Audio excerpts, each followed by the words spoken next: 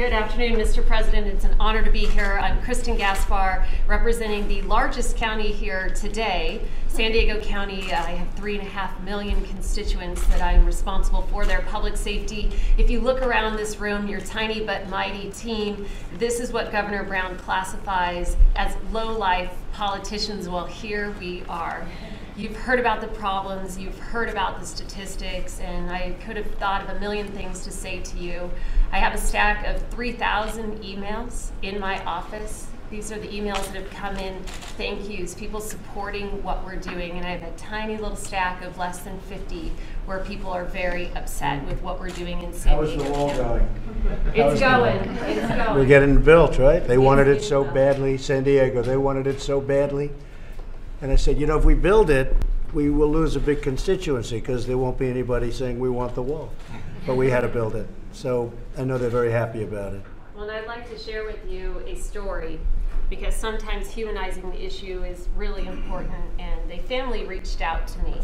And I brought with me one single photo on that plane since the stack of 3,000 emails was a little difficult to carry.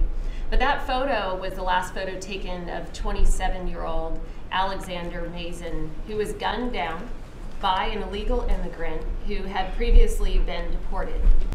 Now, as his family picks up the pieces of their lives that have been shattered, his killer lives openly and freely in a Tijuana motel. Now, it's really interesting what's happening in San Diego with our borders because we've created a situation where Governor Brown makes San Diego a great place to commit a crime because you have options.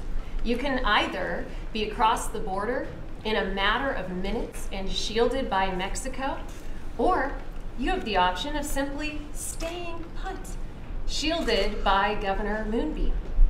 So there are options, but there are real consequences for what's happening, and my heart just broke talking to Mr. Mason about his son.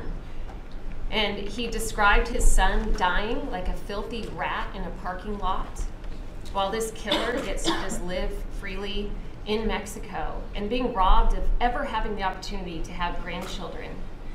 Now, he said something that stuck with me. He said, you know, my son, he was a true patriot. He was a wonderful human being, an exemplary citizen, lost because of the problem at our border.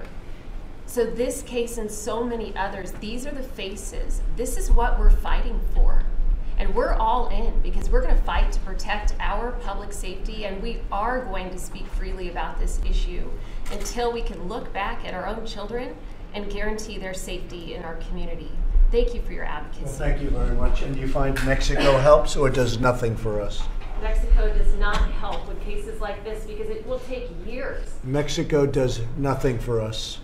They do nothing for us. And this family will Mexico talks, but they do nothing for us, especially at the border. Certainly don't help us much on trade, but especially at the border, they do nothing for us. Jeff, thank you very much.